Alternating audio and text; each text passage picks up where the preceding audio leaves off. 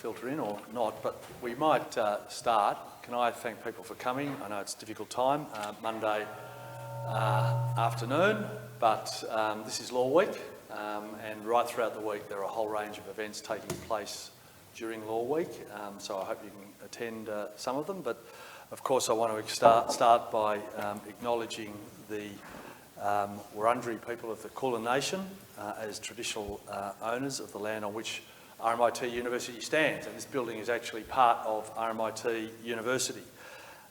In so doing, I want to pay my respects to elders past, present and emerging. And I also want to note that this land was never ceded, and we owe our First Nations people a debt of gratitude, I have to say, for their forbearance, for their friendship, and also for their patience and persistence in the way we have treated them over a long period of time. And we trust and hope that in the not too distant future, their voice will become an integral part of our nation going forward. Can I also thank Minna and Heidi from the Centre for Innovative Justice for helping organise tonight's event. I might take a seat. This is an old magistrates' court, as you know, and I guess the narrative of the Centre for Innovative Justice, of which I'm director, is old justice overtaken by modern innovative justice. That's the narrative we're trying to create. We've been in this building for only 6 months, thereabouts, and this canopy, actually, under which our panel sits, was transported from the old Supreme Court many years ago, and it was under this canopy that the judge sat and sentenced Ned Kelly to death. So it's an interesting part of history. We have a number of fabulous panel members, and I might start with Nyadol Nyuon. Nyadol is known to many of us here. She became the director of Victorian University's Zelman Cowan Centre in January 2022, after more than a decade in the area of community development and advocacy. Her work focuses on legal reform, social justice, human rights and multiculturalism. A refugee to Australia, she went on to complete her Bachelor of Arts at VU and Juris Doctor at the University of Melbourne, before spending about 6 years in commercial law firm Arnold Block and Lieber. She's a regular media commentator. You would have seen articles written by her, you would have seen her on the TV, you would have heard her on radio regularly. She's won a number of prestigious awards, including the 2019 Victoria Premier's Award for Community Harmony and the 2019 Diversity and Inclusion Award in the Fin Review's 100 Women of Influence. She is a passionate social justice advocate, so welcome Nyadol, thank you for being here. Shaun Braybrook. Shaun is a very proud Aboriginal man who follows his grandfather's line to the Cook people. He's been working with the Victorian Koori community for about 30 years. So looking at him, he must have started when he was 10. But he, for the past 20 years, has been working in the corrections system, particularly with Koori men. For the past 15 years, he's been General Manager of the Wulgunggo Learning Place, which we'll hear a bit more about later, in Gippsland. It provides Aboriginal men with an opportunity to reconnect with their culture and divert them away from the criminal justice system. Again, another person who's passionate about changing the system, passionate about social justice, and he was recognised in the 2019 Queen's Birthday Honour List for his work across the correction system at that particular time and beforehand. And Mindy, Dr. Mindy Sotiri. Mindy has worked in criminal justice settings as an advocate, a community sector practitioner, an activist, an academic and researcher for more than 25 years. During this time, much of her work has been focused on advocacy around decarceration and building sustainable, community-based and community-led pathways outside prison settings. She's currently the Executive Director of an organisation called the Justice Reform Initiative, an organisation working to reduce incarceration right across Australia and helping to build communities where disadvantage is no longer met with a criminal justice response. So just by way of brief background, and we will finish on time, trust me, we'll finish at 6:30, so you'll be out of here by then. But my passion for reform came about as a result of an experience I had working with an Aboriginal legal service in Mount Isa many, many years ago. I did my law here, actually, at RMIT, before many of you were born, I suspect, and then wanted to take myself outside my comfort zone and went up to Mount Isa in North Queensland to do Aboriginal legal aid work for what I thought was going to be 12 months. And one of the first experiences I had, I ended up staying 8 years, by the way, up there, but one of the first experiences I had was in a court like this. It wasn't as ornate as this, but it was the Mount Isa Magistrates Court, and I was sitting up the back, like some of you are now, waiting for my case to come on. And a coronial inquest was underway, where a single vehicle collision had taken place on an outback road in northwest Queensland. Car smashed into a tree, the driver died. The only witness to that single vehicle collision was an old Aboriginal man who was sitting on the side of the road. He was the only witness. So he's called into a courtroom like this, okay? And he came in the back door of the court and he slowly, with his head bowed, walked over to the witness box, just like that. Walked into the witness box and he looked around and he saw all the white faces in the court. He saw the ornate building, he saw the picture of the Queen, at the front of the court under which the magistrate was sitting, saw all the white faces, and he had his head bowed, and he looked up, and he said very quietly, "I'll plead guilty. I'll plead guilty." He hadn't been charged with anything. This was a First Nations man who was walking into what he thought was whitefellas' justice system, and if you're a black man and you're in the witness box, in that sort of system, you must have done something wrong, therefore the best way to get out of there was to plead guilty and you'll be on your way. And that stayed with me for the rest of my time in Mount Isa, and indeed for every single day that I had the privilege of being Attorney General in this state. That experience, and many others like it, set a roadmap for me in relation to trying to reform the justice system to make it a positive intervention in people's lives. But we still have a long way to go. Did you know that today, in 2023, First Nations Australians are the most jailed race per head of population in the world? In the world, still, today, in 2023. So I guess my first question is to you, Shaun.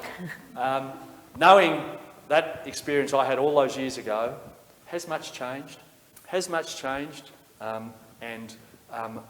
In talking about that sort of change, I do want you to touch on the work of Wulgunggo, but from a First Nations perspective, do you think much has changed? Thanks, Rob. And first of all, I'd just like to acknowledge the Wurundjeri people as well, and the land that we're actually on as well. And I just wanted to probably share something as well. I don't know if people know this, but this actual court area is actually on top of one of the Cowan Nation's meeting grounds. So that's what it's actually built on top of as well. So one of our big meeting grounds around here. In saying that, Rob, I'd have to definitely agree with you. I'd have to say no, there hasn't been much improvement, but there's been lots of change, I would say. Still overrepresented in our justice system. 33 since the Royal Commission have died in prison, deaths in custody. So however you look at it, I don't think there's been much much has changed, but there has been improvements. You know, I can remember back when I started working in, I got asked to come and work at Portfield Prison, and I worked there for 5 years. And when I started working in the prison, I was the only Aboriginal person working in a liaison role with inside the prison at the time, and that was the year 2001. Now we have a lot more staff working in there. Things are great. The growth of the Koori courts, you would have seen, have probably made a real heap of change within our system as well. The place that I actually run, probably talk a little bit later about it. Wulgunggo learning place, that actually it's a diversion program. We work directly with men, where it's a voluntary program where men come down and stay over. So there's been lots of good things that have happened across the system, you know, and I'm really a glass half full sort of a fella as well. And when I look now and I hear, you know, the Rook Commission now giving evidence and that, really great stuff coming out of there, I believe. Hopefully that'll lay the change. Hopefully Treaty gets up and our voice to Parliament. Hopefully everyone here gets behind that and votes a yes vote. Hopefully we have good success there. So I think the changes will come in that. But, you know, they've been really slow. Lots of little improvements, but I don't think too much has really changed. Long way to go. And when we look at this courtroom,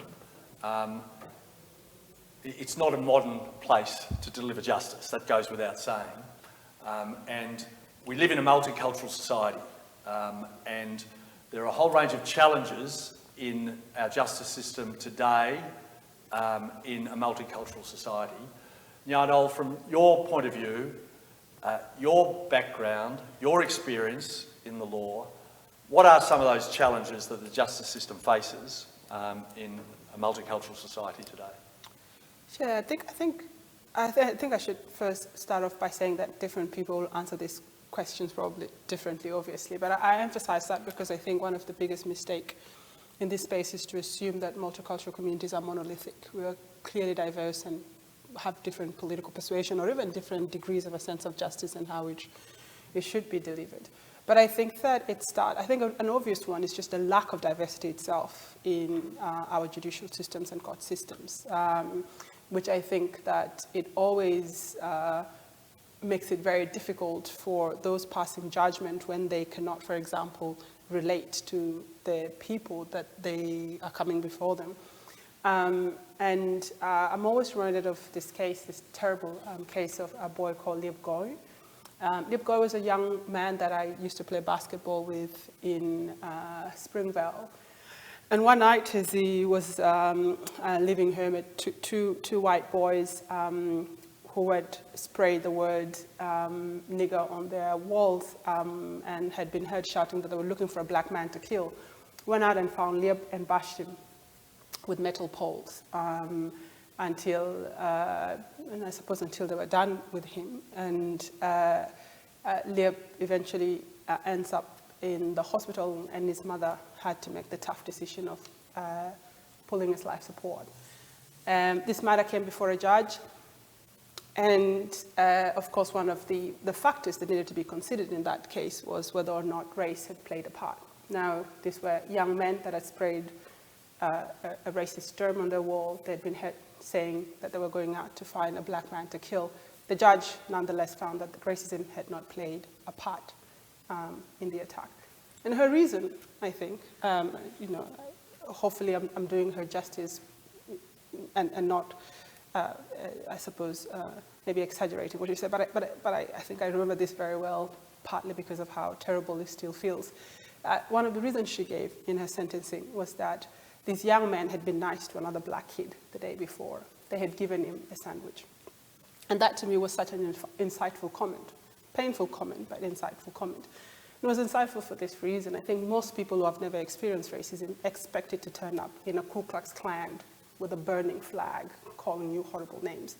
But most of us who have gone through racism know that most of the time it's not that. Most of the time it's the very nice, we don't take black people, but have a good day.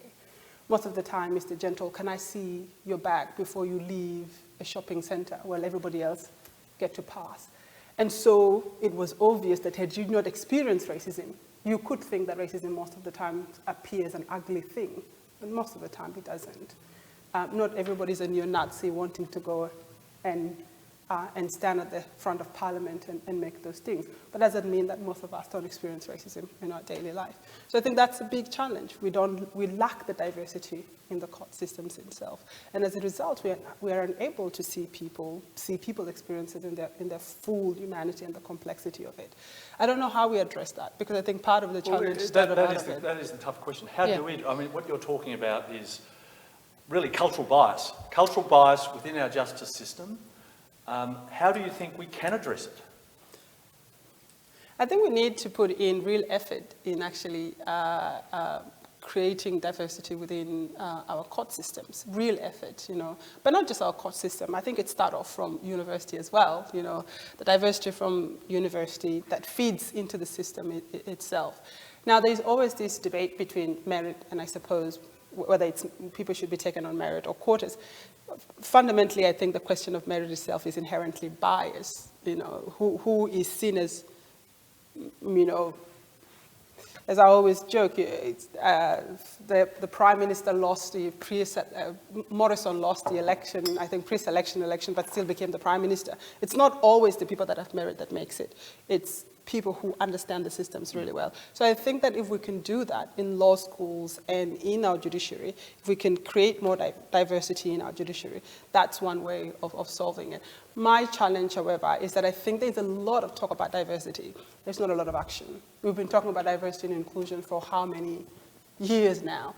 And I think one of the biggest problems is that whenever we talk about diversity and inclusion, we think of it in a gendered lens.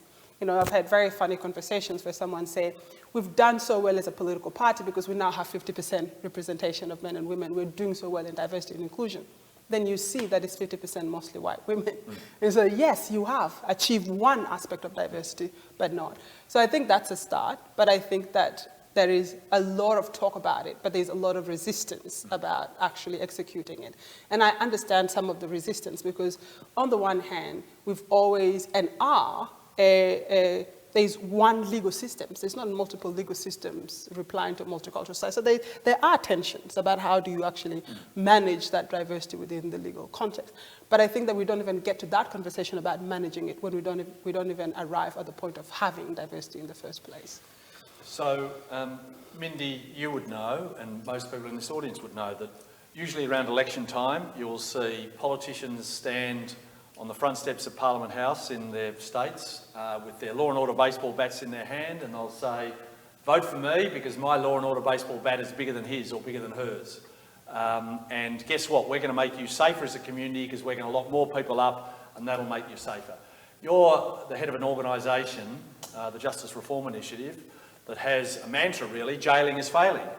What do you mean by that? Because there'll be some people in this audience, some people who will see this later, who will take the view that, oh, well, if we lock more and more people up, it will make me safer as a community. So what do you mean by jailing is failing? I should also point out that we don't just have a mantra, we have merchandise too, that you can order online. I should have brought some. I just also want to start by acknowledging the traditional owners. Sorry, great. I also want to acknowledge the traditional owners. And sorry, I'm getting a bit of echo back here. I hope that's not sounding too weird for you back there. Look, so the Justice Reform Initiative has jailing as failing as a tagline. I guess in recognition that the justice system and imprisonment in particular, we now have 30 years worth of evidence to show us that it's not working to do the things that most people assume that it should be doing when it comes to community safety or when it comes to protection of the community. So what we know very clearly is that prison does not work to rehabilitate. There's no evidence to suggest that prison or the threat of harsher penalties or tougher bail legislation makes any difference in terms of whether or not somebody commits a crime. So we know it doesn't work to deter, which is another sort of reason why we have prison. And we also know that it certainly doesn't work to build safer communities. We also know it's incredibly expensive, so we put a lot of money, it's about $1 billion a year here in Victoria, about $6 billion around Australia on locking people up more if you count the children's incarceration rate. So yeah, what we've got in Australia is very similar to what has happened in the United States, in that rather than having evidence-based policy development, we've had very politicised policy development when it comes to justice issues. So a lot of the time, the reason why, we've got a very ambitious target at the Justice Reform Initiative, which is to reduce the numbers of people in prison by 50% over the next decade, although less now, 2030. And that sounds ambitious, but when you look at other places in the world like Canada, like in fact most places in Western Europe, Belgium, Germany, Sweden, Norway, you see rates of incarceration that are so low compared to Australia. So if we reduced our rate of incarceration by 50%, we would be brought into line with a number of these other countries. So I guess that what we're trying to do is to work with all sides of politics, because it has been all sides of politics that's engaged in this law and order sort of policy making, to really implore people to understand that this particular approach does not have, we're very habituated to it, but it absolutely doesn't have to be the way that we do things. And there are lots of examples, both in Australia and also internationally, of alternative models to incarceration that actually disrupt cycles of disadvantage, that actually provide people with a real opportunity outside of the justice system. And I think, I mean, we can get on to sort of how that's tracking, but I think there have been some really interesting shifts in a number of jurisdictions, and Victoria is certainly one of them around Australia, where there has been a recognition that, you know, firstly, it's not working. So we know that 70% of people in prison around Australia today have been there before, right? So if you took a snapshot, you'd see most people have been there before. About 50% will return within 2 years.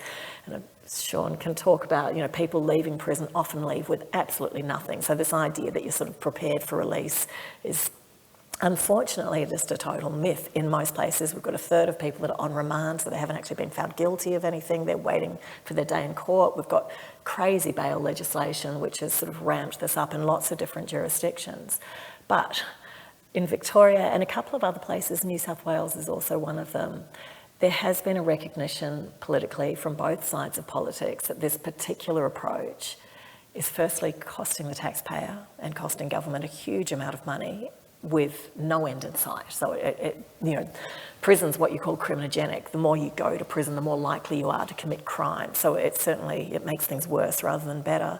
But also I think there's growing recognition about the real harm and the sort of trauma reinforcing environments that prisons, and especially children's prisons, actually are.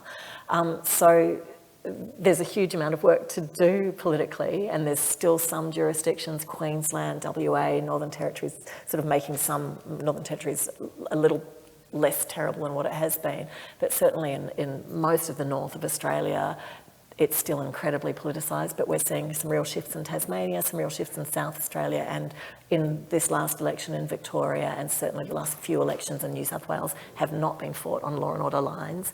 And we're seeing reductions in children's incarceration, and in fact, since 2019, sort of post-COVID, we're seeing some significant reductions in all of those jurisdictions as well. So there is some good news on the horizon, but you did speak about preparing people for leaving custody. Shaun, you were telling us a story earlier, and I think the audience would be interested in it. A bloke rang you, or someone rang you just the other day, just released from custody. Can you tell the audience about that conversation you had, and build into that answer what it is about the organisation you run, Ngalu, that is a cultural healing place? How does that work? Yeah. But first of all, the story. Definitely, Rob. I was sharing this earlier with Rob because Mindy said a few things, and I just touched on this point. We have a referral process. So to be eligible for our program, you have to be on a community corrections order. Yeah. So now they have a thing called term of imprisonment. So nowadays, instead of getting a suspended sentence, you actually go to prison for a short term and then come out on a corrections order. That wasn't in place when we first opened up Wulgunggo, but now it is. So we see a lot more people transitioning from prison to us, straight to us. This fella's homeless, didn't have anywhere to go, highlighted all the challenges when he gets put back into the community. He was supposed to turn up on the Thursday night at Wulgunggo. I was covering a shift because I had a worker ring in sick, so I was the one down the bus stop waiting at 10:30 at night to pick this bloke up that didn't show up. That was the late bus. I thought he was on the early bus. I went and checked the second bus. Then when we found out the next day what had actually happened, it actually got let out of prison, and the prison thought they were doing a great job. They gave him a Mikey card, give him everything, and told him on his way. The Mikey card had $1 on it. So I don't know where the mix-up was. I don't know where that mix-up was, or however it looks, or whatever. And this was just the other day, so it had $1 on it. So he really struggled to get there on the Thursday night. But to his credit, he held it together through the night and actually got a ticket the next day, went and sent his worker, and actually got up there on the Friday. So we picked him up at about 4:30 on the Friday. So full credit to him, but things definitely could have went worse for him. in that sense. And they're the challenges. And Wulgunggo specifically, because I've had the privilege of being there, can you just give, I guess, a snapshot picture of what happens there, and where it is, and what happens? So probably the first thing is Wulgunggo. It's an Aboriginal men's learning facility. That's what we like to call ourselves. Our clientele, I just said before, men on corrections order. So the key to the program is you have to be an Aboriginal man over the 18 and on a community corrections order. And the other key is voluntary. So you choose to be there. It's not to say that few of the men there, it's in their best interest to be there, but you have to choose to be there. The couple of the key things, just running through quickly, is men get to go home on weekends, yeah? And they get to work through their problems and issues. We say there's 3 components to Wulgunggo. The first part is because we're still managed by Department of Justice, but we run underneath an Aboriginal banner. So one of the keys to that is that we have an Aboriginal steering committee that oversees it. So for 15 years now, that Aboriginal steering committee is made up from the Aboriginal Justice Forum, the Victorian Justice Forum, that oversees the running of it, yeah? And all the cultural overlay and the cultural content to that. So the first part is, if you're going to have a facility, we had to cater for the justice needs as well. So an Aboriginal man on a corrections order, he can do every part of his order at Wulgunggo. So you talk community work, you talk about drug and alcohol counselling, anger management, all the things you need to do on your corrections order, you can do there at Wulgunggo under a culturally safe banner. Yeah? The second part to it is we say living skills and education. So the time period for someone to come down and stay with us is anywhere from 3 months to 6 months, but we've had men stay longer. Now, we've currently got one man now that just transitioned out on the weekend. He's got his own little place in the little town where we're set up in Nyuon, and he's been there for just over a year. Yeah? And he's been working for the last 8 months. We drop him off at work every morning, and he's been doing that transition. So you can stay there, and we'll work to look at individuals. So what do we look at that? The holistic approach. That's what that fella needed at the time to get himself through that. Yeah, so the holistic approach through. So the living skills, TAFE will come in and run programs for us. Yeah, the programs we look at is all job readiness stuff. If someone's going to be with us for 3 months, we want someone to work out with a certificate, something in that sense. The other one is living skills, you know. Lots of fellas we see, they don't have a place to live, they don't actually know living skills, they're sleeping on couches here and there, they're doing all that. So we focus really on that. So the men have to cook and clean for themselves, 2 men of a night time cook for everyone in the place. Sometimes there's some really great meals and sometimes there's some challenging ones. But it's really that. So that's sort of like that place. When I talk about like that, people sort of think, oh yeah, well that sounds good, that's sort of a normal place. But the overlying arch to Wulgunggo is the fact we've got an Aboriginal steering committee that oversees the running of it, and culture's at the forefront. So all the buildings, we've built a culturally safe place that relate back to local Indigenous bird, the blue wren, the layout of the place as well. The men get to sleep in the units, there's 6 units, and they move away from the area we do our business, and they move away. The area is very important for us. We're down in Ronron. I don't know if people know Ronron. It's in Gippsland, yeah? So it's a fair way away. We sit at the bottom of the Tara Valley, so massive big hills, and the property's 162 acres. There's cultural artefacts being found around the site. We've got a scarred tree on site. One of the really exciting ones is the big eagle's nest up the back. Bunjil, the curator, sits up the back, and every year they come back and mate there. So a real cultural feeling to the place. And then the important part is the cultural overlay, the work that we do around strengthening cultural identity, yeah? Giving men a better understanding what it means to be an Aboriginal man today, and your roles and obligations back to your family, and you know, all the things that go with that. So yes, we teach dance. Yes, we teach smoking ceremonies. We give the men opportunities to do that. We've got a classroom, we call it the cultural classroom. It's a big outdoor dance circle, and we've got totems around it. So really connecting men to who they are around that Aboriginal way of life, Aboriginal overlay in an Aboriginal cultural safe setting. And then the other part is just the holistic approach. What does that man need? And it's always different for everyone. So we always take that on. So I think that's a little bit of... It's a fantastic place, a fantastic program, and a holistic approach is what works. There's no question of doubt about that. But you've spoken about cultural reconnection, and that's what you do, and Nyadol has spoken about cultural bias within the justice system. Nyadol, this is a really difficult question, but it's probably relevant today.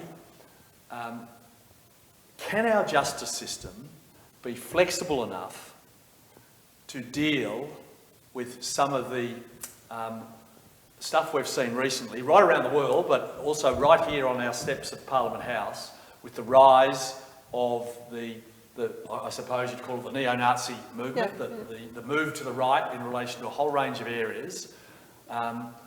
Is our justice system currently flexible enough to deal with some of those issues? No. Okay, that's very bold. I'll probably correct it and say I don't think so. Because I think, whereas when I was talking before about, say, for example, multicultural communities and the rest, where there is a bias, it's equally a bias when it comes to the conduct of the white supremacists and neo-Nazis movements. That to some degree, some of their behavior doesn't even rise up to being seen as offensive, you know. They might just be seen as part of free speech, you know, more generally. But interestingly, in 2018, when the whole African gang thing was happening, there was the leader of the, what is called the Proud Boys, wanted to come to Australia on what he called a comedy tour. And obviously, we knew that was not the case. It was, in our view, a recruitment tour. And so we started an online campaign to stop the government of Australia from giving him a visa to come to Australia. And when we led that campaign, one of the things we did was to connect with groups in the United States that monitor hate groups. One of them was the Southern Poverty Law Center. And they were able to provide us all the documentation of the violence that these Proud Boys have visited on towns and places in the United States, especially Portland, to the point that the government, local government in Portland were trying to introduce legislation to deal with the violence of this group. And it was an uphill battle to get the Australian government to stop him from coming here or to revoke his visa, despite the fact that this man had said, choke them, kill them, beat them. This is all on video. We had to get nearly 80,000 Australians to sign the petition. We had to consistently call the Minister of Immigration to ask for his visa to be cancelled, and eventually his visa was cancelled. But what happened 2 years afterward was that in about 2020, I think, Canada names Proud Boys as a hate group. So now at least you get a sense of what they've become. And then in the 2024 election, they literally led the charge on the US Capitol. And I think just 2 weeks ago, members of them were charged with sedition, which is, I think, one of the highest sort of offenses to come. So my question was always, why were people like us who were grassroots lawyers, wherever, able to see this threat? And a government with all its tools was unable to see it. And I think that's the biggest challenge that I've seen in the systems themselves. And what is both frightening to me and also revealing was that the guy who was trying to stop from coming here knew this so well. And he said, it is our job to beat people up and for the authorities to turn a blind eye. He was leaning into the fact that as a white man, he could get away with things that a Muslim boy could not get away. And I always say this when we were campaigning. If a young Muslim brown boy had said things like choke them, beat them, and encourage political violence, there was no way we would be launching a campaign for him not to get a visa. He would just not have got a visa, you know. And so you begin to see the bias or the leeway that they get and that they know they can get. And so when the neo-Nazis, for example, go into the Grampians and do a Nazi salute, the Victorian government didn't even have laws to deal with it. Just imagine how much laws there are after 9/11 that govern almost all relations of anybody with birth, the over-criminalization of one group. And I think that, you know, that in itself suggests just how frightening it is, I think, for members of communities are the target of these hate groups, because it takes such a long time for the authorities to recognize them, and then such a long time for the legal system to catch up with them, partly because they enjoy the assumption of not looking like the people we've told ourselves looks like criminals, are a threat to our national security, are a threat to our safety. And as a result, I worry that it remains fundamentally an underestimated threat to most, to the people of their target, but I think it remains, and I can see now government trying to do something about it, but if they had listened to communities 10 years ago, when we were telling them that these people are threatening to kill us and beat us and call us, these things were happening online. Every time you say a comment, if they'd listened to us then, you know, and taken those issues seriously, perhaps we wouldn't be waking up now to demonstration by far-right supremacists. And then some of them get legitimacy from our media. They get legitimacy from our politicians. So it's very hard to see how we change that at all, because dealing with some of the issues that they raise questions that are actually central to the way we talk about politics, to the way we talk about the media, to who leads. You know, I think I was talking in the room 2 days after the leader of the opposition talks about immigration as a problem. 2 days later, you have these neo-Nazis campaigning about immigration as a problem. You know, when you have the African gang narrative, you can't go to your restaurant. You have this neo-Nazi leader campaign in St. Kilda about African gangs. And you see that it's an ecosystem, right? It's not just the neo-Nazis themselves, not these extremists. It's an ecosystem that feeds on each other. And in order to be able to deal with them, sometimes the problems come because then people who are in politics feel like it's an attack on them. And this is not an imagined thing at all. In fact, when it became a big problem that the neo-Nazi were becoming, like these far-right supremacists were becoming a real threat, one of the things that the government did, and I always found it quite fascinating, was that they essentially, ASIO then changed the terminology from white supremacy or whatever to this very, very kind of, what is the term? This very lukewarm terminology, right? Something along the line of politically influenced something. And part of the reason they changed that terminology was because conservative members were concerned that calling them far-right extremists paint them in a bad light. And so we had now to develop a new terminology that didn't touch on them. But what was fascinating was that when Muslims community were saying, you need to stop calling these people Islamic terrorists, you're making all of us look bad. When we say you need to stop calling them African gangs, you're making us look bad. We were told that that's freedom of speech.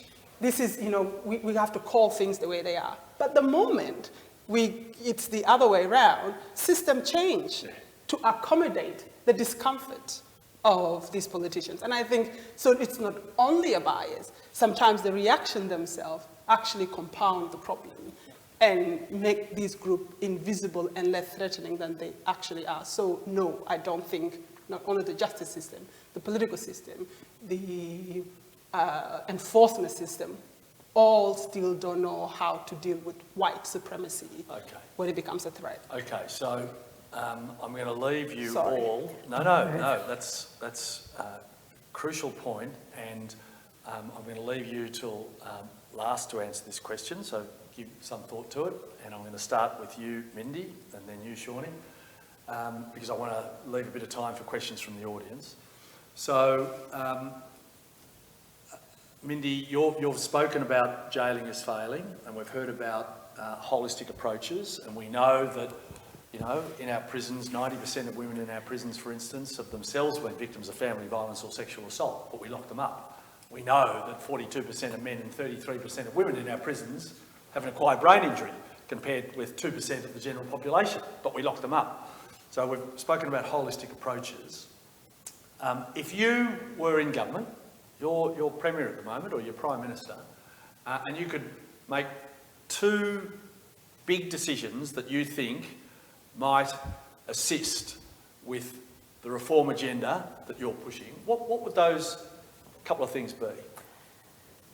Well, firstly, I would give myself more than two. But for the first one, more than two. I think probably the first one for me is, and this, I don't know if this is an official line of the Justice Reform Initiative, so don't quote me or tweet me on this, but I mean, because we haven't socialised it with our patrons, of which Rob is one, but I would shut down all children's prisons sort of immediately, because I think that the way that we imprison children, the harm that is caused to children is absolutely, I think we are going to look back as a community and be absolutely horrified at what we're currently doing to children around Australia from the age of 10. And I think that that is not to say that people should not be held responsible for their actions, but it is to say that prison is absolutely not a useful response in any way. So that would be probably the first thing. But I think that for me, it's probably about resourcing. So the second thing would be an acknowledgement that at the moment, so across Australia, there's around 60,000 people in prison. So there's about 40,000 people in prison, about 60,000 people sort of cycling in and out. And with kids, there's about 800 kids in prison around Australia and about 8,000 sort of that cycle in and out. About 4,000 individual kids, but they all go in and out regularly. We spend so much on locking people up, which doesn't work, and so little on programs like Shaun's and multiple, like hundreds of other programs that exist around Australia on things that we know actually make a difference. So we know there is very clear evidence that you can disrupt those cycles of disadvantage and criminal justice system involvement at the point of early intervention, at the point of early prevention, at the point of policing with different first responder models, alternative specialist court models we know work. We know that if you do hold people in therapeutic settings, if they do need to be detained, then if you do that in a particular way, then you will absolutely reduce recidivism. And again, there's heaps of evidence and research about this. We also know that if you put supports in place at the point that somebody's leaving prison, then we've seen there are some studies which show a 70% reduction in their likelihood of returning. We know that there are place-based approaches that are run by First Nations people that already are making a huge difference. But what we know is that the community sector, the First Nations-led sector and community-led alternatives are funded in this incredibly short-term, piecemeal, ridiculous way when we're spending billions of dollars on a system that doesn't work. So my second thing, so I'd shut down the kids' prisons, and then I would establish a Breaking the Cycle fund, and I would put, am I in the federal government or am I in, which government am I in? Anyway. You are a benevolent dictator. Yeah, I reckon I'd put about $6 billion over 4 years in a fund that is about breaking the cycle. And I chose that number, this is just very briefly to tell you why. I was our chair, Robert Tickner, who was the former minister in the Hawke-Keating government. We talk a lot about what it would cost, and often when we're making recommendations to governments, we do talk about, look, if you put $300 million, say, for instance, somewhere like Tasmania, into a fund that lasts for between 4 to 6 years, you will stop people going to prison and you will stop them going back to prison. It's actually much cheaper. We've done a fair bit of costing.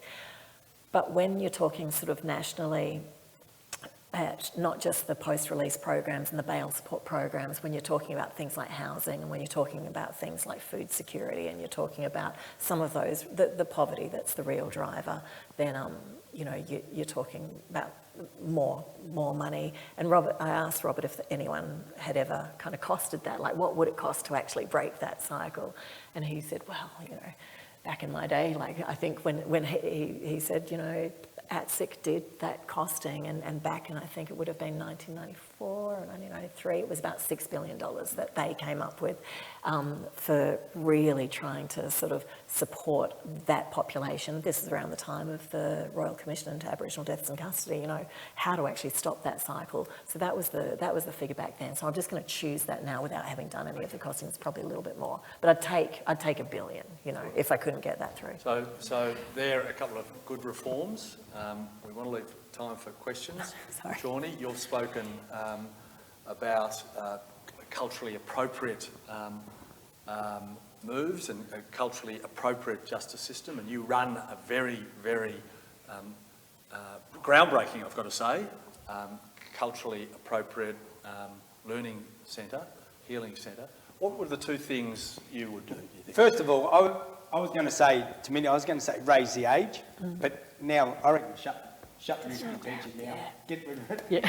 First one, you know, start that new cycle, invest in that. But we've got to address Aboriginal over-representation in the system, you've got to invest in us. Yep. You've got to invest in us, you've got to invest in Aboriginal people. You know, we've got to invest in our community orgs, our community thinking, our knowledge and that. And that's what's happened with the program that I run. You know, we've been successful for 15 years now, and that's because people have invested in us. Yeah? We have the solutions, we have the answers, we'll get it right. You know, invest in us. That's why I hope the voice gets up. So. Beautiful.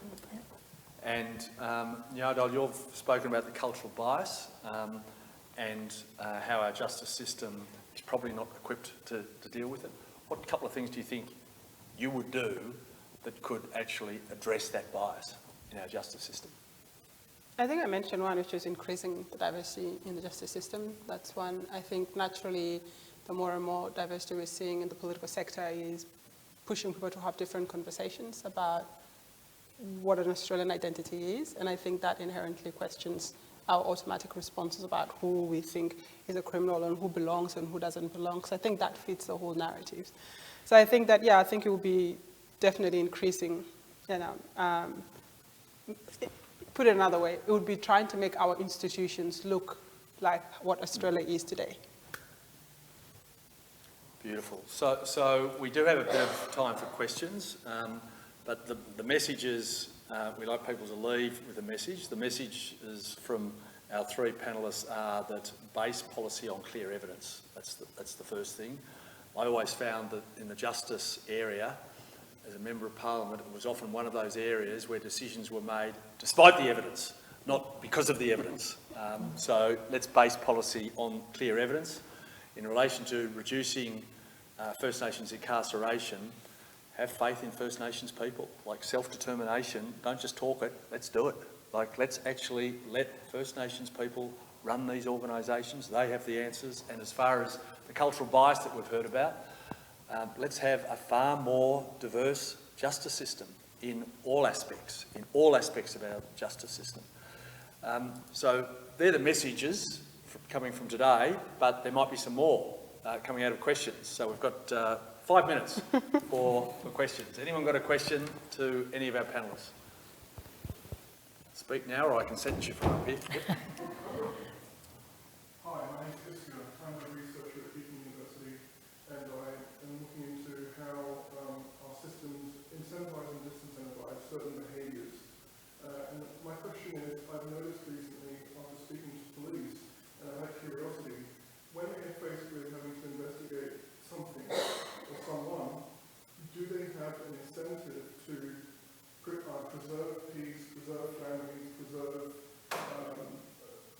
healthy arrangements, or are they incentivized to charge? And they told me point blank, legally we're incentivized to charge. Now, and apparently there's economic or financial quotas that they meet, and there's a certain system. Now, I'm a bit ignorant still about it, so I haven't fully got my head around how that works, but if anyone knows how that works and what that means, could someone speak to that issue about how police are incentivized to charge as opposed to preserve and keep the peace, please?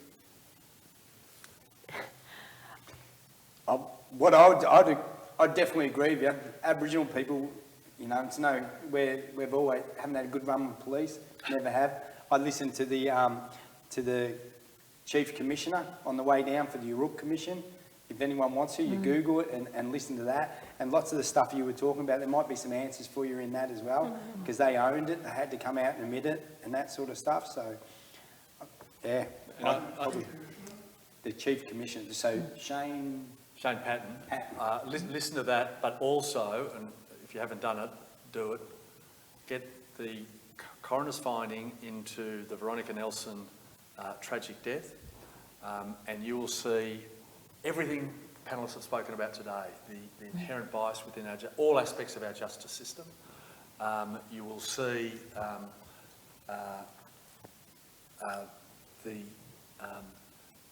the fact that the whole system, every aspect of the system, let that woman down, let that family down, and let's be frank, led to her death. And she got charged with things that most people would not get charged with. She was dealt in ways that you wouldn't deal with your animal in that way, to be absolutely frank with you. But take the time. You know, it's tragic reading. It is difficult reading. It'll bring a tear to your eye, but we all have to take responsibility for it, right? Not just the coppers that were involved, the corrections officers that were involved, other parts of the legal system. Everyone in this room has a responsibility to take responsibility to what happened to Veronica Nelson, because we allowed it to happen. We allowed our systems, because we haven't addressed some of the issues that the panel have raised today, we allowed our systems to lead to the tragic death of Veronica Nelson. So everyone has to leave here tonight and be an advocate for change. Otherwise, what you walk past, as you know, is what you accept. So as part of your research, read the coroner's findings. It is harrowing reading. Thank you. Can I quickly squeeze in another one? One up the back. Just want to know about the technology we have to anonymise court arrangements, like in-court systems. We've got the technology to anonymise and reduce bias and noise in decision making. Why aren't we using that so that court hearings are eliminated any bias? I think I think that's looking at a part of the justice system. You know, so similarly, I remember being in a criminal case and talking to a criminal lawyer, and he's talking about police in a way that he assumed we have the same level of trust with the police, and I said, I don't. I mean, and this is because of things I'd seen. This is not necessarily making things that I'd seen police do, the way I'd seen them treat black and brown boys, the way I'd seen them talk to me or treated me, and I knew that's not the way, that's not the same level of thing. So I think that, so you have to think about the criminal justice system at length, you know, from the first interaction. One good example is, you know, how we use the public drunkard laws. Who get arrested? You could arrest almost half of Melbourne on a Friday night if you're not supposed to be drunk in public. You could arrest most people who go out, but who gets arrested? You know, and it's quite, most of the time, it's Indigenous people and black and brown kids highly arrested for this discretionary exercise of power. And then that, of course, feeds into the next level. Who gets punished? How are they punished? Who gets remanded? Who doesn't? Who get longer jail sentence for the same criminal offending? So that becomes, so you can't hide sort of you can't almost not, putting a system that tries to take out the ability to be biased at this stage doesn't deal with these stages, or in the end, who gets supported when they come out. So I think it's a much more complex problem from the start. So I promised the panel they all have family responsibilities, that we would finish at 6:30. There was one other quick question up the back. Thank you for your police presentation. I just wanted to jump on what you were saying, Bob, about our accountability as a society and the dimension of cultural bias. And I was wondering what your thoughts are with regards to the actual power of community itself in terms of living and changing laws, because political laws are generally taken because of what's popular and not popular, and addressing those cultural biases. What are some recommendations in the 1 minute that you have that you would suggest in terms of like how the public can be better informed? And like I come from a background of having been a museum, but also working in the forensic field, so and I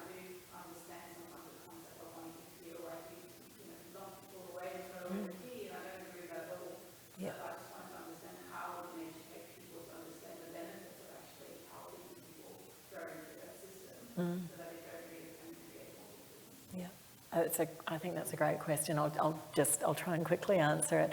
And really, it's the reason for the Justice Reform Initiative existing is to try and change that public conversation. And there's lots of different ways that we can do that. I think one of the things that is really important is that figuring out what your messaging is really important. So we've got jailing is failing as our tagline because it's something that a lot of people can get behind regardless of what their values are. They might think it's failing because it's so expensive, or they might think it's failing because there's so many human rights abuses. Those, and we've got sort of, I guess there's our patron base, deliberately kind of people from very different political backgrounds and different kinds of backgrounds.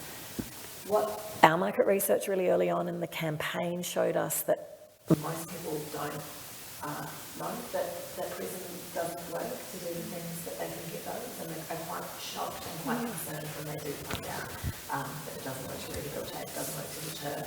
So a lot of our messaging is really focusing on those populations or those groups within our community that aren't sort of working in the space and aren't necessarily engaged in it. So we do a lot of Rotary clubs, country women's associations, civic society, sporting groups, victims groups, business chambers. So having conversations outside of your usual kind of suspects, I guess, is really important. If I had an advertising budget, that would be there'd be a whole lot that I think would be really powerful there. But I do think that it's absolutely critical. So obviously sign up to the Justice Reform Initiative, become a supporter, and you'll get sort of emails about how to kind of engage politically if you want to do that, or how to have those conversations.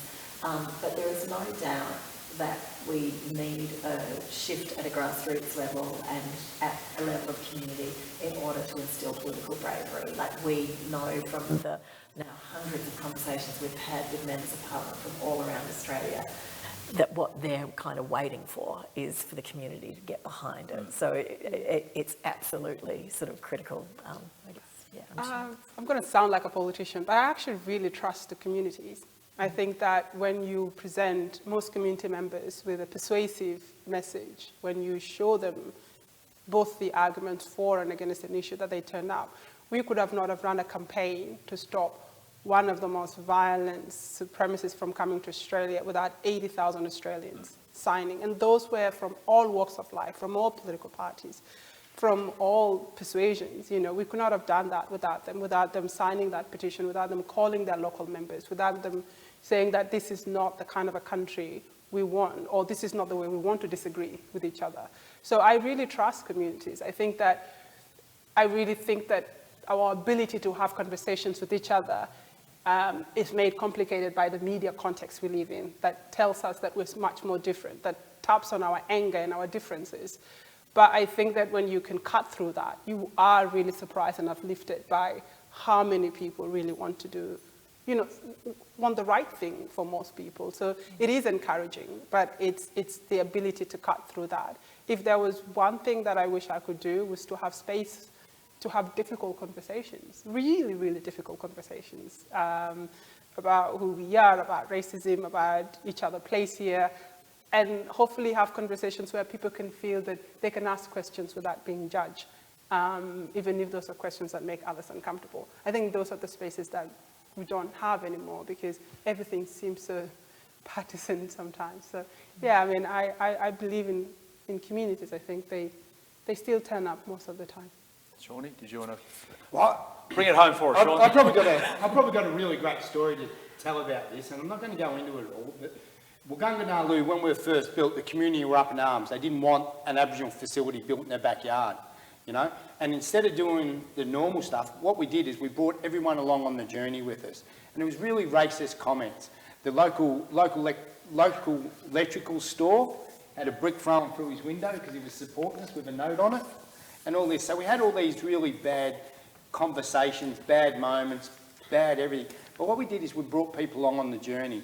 And we did that. We created a space where we had a group of people that we called them the Advisory Committee. And these were all the people that were really against the program.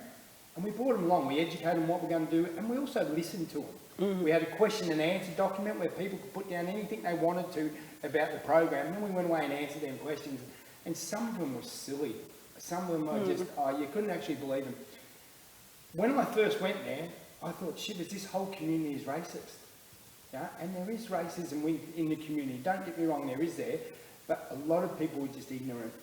A lot of people didn't know what we're going to achieve and that. So once we brought them along on that journey, we brought them along, we shared our culture, shared our views, shared our visions, and integrated in it, and you know, had them celebrations where we needed to and stuff like that. The whole community changed, and now to the point where the whole community is right behind us.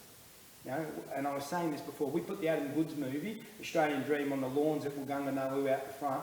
We had 150 community members turn up to sit there and watch that movie and to go through that. We also had the Lions Club there, and they were running the barbecue. They ran the barbecue and made money for the relief fund, for the food for feed, because that was like all the trouble with all the drought and that, all the farmers and that. So they made money for that as well. But it was just a great day. Our fellows got to dance, do a performance, and share this and that as well. So, yeah, I think exactly that. You know, we brought people along on the journey with us, you know. And there was a few out the side, and eventually they come along on the journey. So that was really good. So look, that's a great positive note to finish on.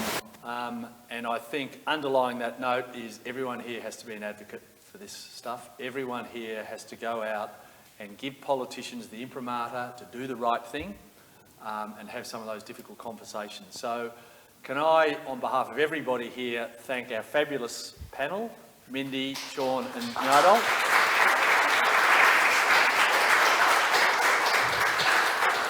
Thanks for coming tonight, and enjoy the rest of Law Week. Thank you.